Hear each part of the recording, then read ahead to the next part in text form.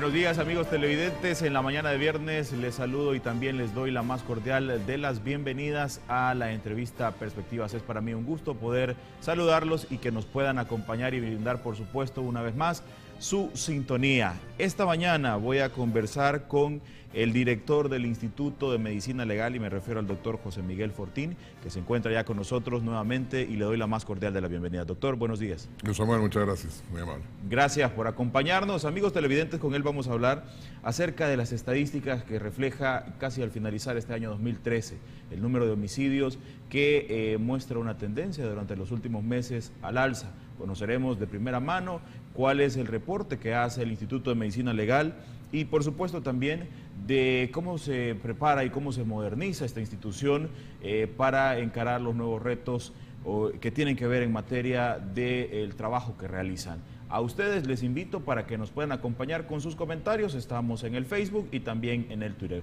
Ambas redes sociales están a su entera disposición para que se puedan comunicar con nosotros. Doctor, teníamos también varios días de no escucharlo, había por ahí alguna situación que se lo impedía, pero ya nuevamente tiene la posibilidad de brindar números y brindar cifras. Bueno, la realidad es que desde que hubo el conato de algunos personajes, ahora ya no en la Corte, de callar a Medicina Legal, pues por supuesto se hizo a través del intento de destitución de este servidor y de otros personajes que eran como clave dentro de la institución, dentro de Medicina Legal. Algunos de ustedes acaso recordarán que hubo también pues un amparo que nosotros presentamos en aquel momento, en donde el argumento central era este no es un puesto de confianza de un partido político, cualquiera sea sino este es un puesto absolutamente técnico y que se refiere básicamente a cosas eminentemente técnicas. Y así lo interpretó la Sala de lo Constitucional y efectivamente entonces la Sala de lo Constitucional aceptó el amparo y bueno, y por eso seguí.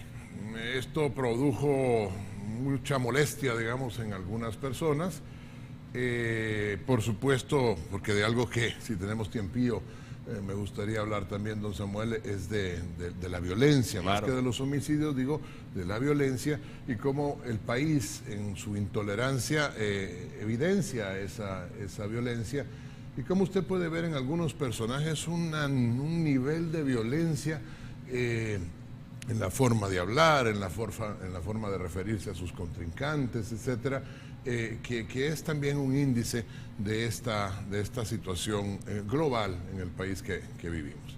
Bueno, para hacer o terminar el resumen, pues entonces la sentencia relativa al amparo permitía a este servidor realmente seguir dando los datos y así seguimos. Pero desafortunadamente, qué decirlo, un personaje en particular que estaba en la Corte en ese momento jugaba como dos papeles, ¿no? Es decir, de un lado estábamos tratando de arreglar las cosas de Medicina Legal y se empezaron a hacer algunos movimientos desde hace más de un año, don Samuel, sí, como las contrataciones que necesitaba Medicina Legal.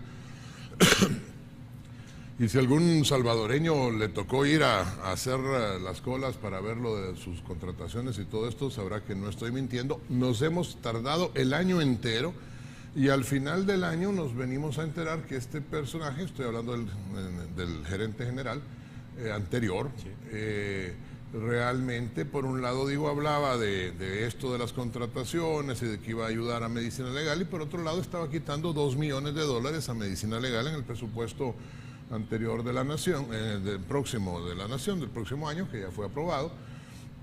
Y lo más grotesco de la historia es que él y el entonces presidente de la Corte pues llegan a la Asamblea diciendo que Medicina Legal no había, cuando le pregunta un diputado o una diputada que por qué estaba quitándole $2 millones a Medicina Legal, la respuesta es que no los ha ejecutado. Cuando francamente, y ahí están las actas porque gracias a Dios son públicas y están firmadas, este personaje realmente boicoteaba cualquier situación que se pudiera presentar. ¿Por qué toda esta historia se la comento, don Samuel? Bueno, porque entonces medicina legal, si no fue callada, digamos, porque quien habla esto es tan bobo que se atreve a decir cualquier cosa como la piensa que es, y francamente, pues amparado y auxiliado por Dios nuestro Señor y nada más, porque francamente yo en mi vida he usado ningún método de seguridad. Hablaba de cualquier cosa, pero de repente ya no tenía las herramientas para poder hablar. Entonces, como si algo no tengo, a pesar de que por supuesto me equivoco muchísimo, pero lo que trato de no hacer es mentir, no trato de mentir. Entonces, me empecé a abstener de dar cifras sobre condiciones como los desaparecidos, porque ya cada vez medicina legal tenía menos herramientas y ya no tenía herramientas técnicas. Estaba siendo boicoteada sin que todavía nos diéramos cuenta, porque yo reconozco que soy bastante ingenuo y en términos generales creo siempre en las personas.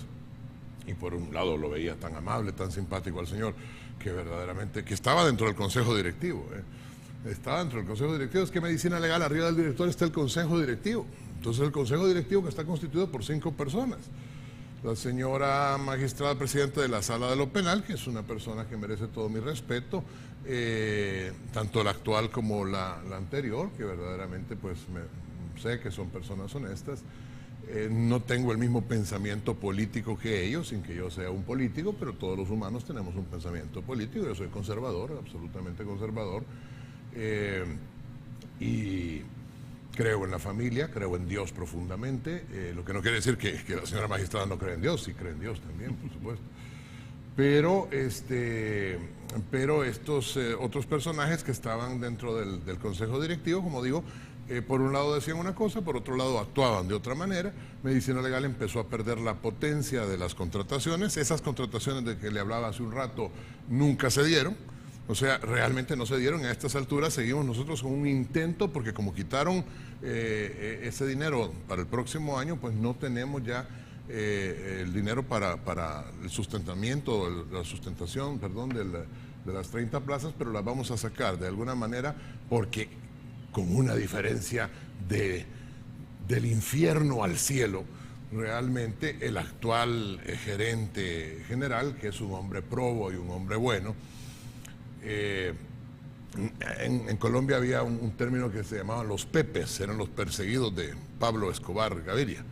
Esos eran mafiosos y eran malos. Pero yo digo en broma que nosotros éramos los pepas, perseguidos de Padilla, porque verdaderamente era una cosa terrible en donde nos atacaban para arriba y para abajo. Pero bueno, la cuestión es que Dios en su infinita sabiduría ha permitido que este año pues termine con relativa paz en la Corte. El actual presidente en funciones es un hombre probo, es un hombre bueno. También es un hombre que tiene un pensamiento político diferente del de este servidor, pero es un hombre realmente honesto. Diría que la situación se ha normalizado ya al interior de la Corte Suprema de Justicia, y refiriéndome precisamente al Instituto de Medicina Legal. Pues sí, se ha normalizado. Digo, sabemos que nada más es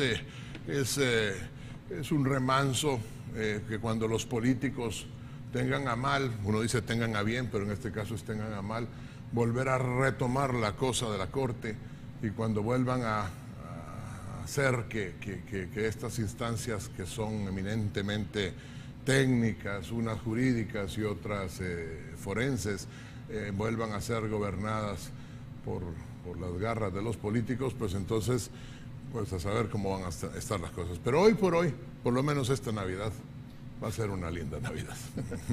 Amigos televidentes, vamos a hacer a esta hora de la mañana la primera pausa comercial y vamos a entrar en materia al regresar del corte. Vamos a conocer de la situación de violencia, el análisis que se hace desde el Instituto de Medicina Legal de lo que está ocurriendo en nuestro país. Antes, permítanos espacio para nuestros anunciantes.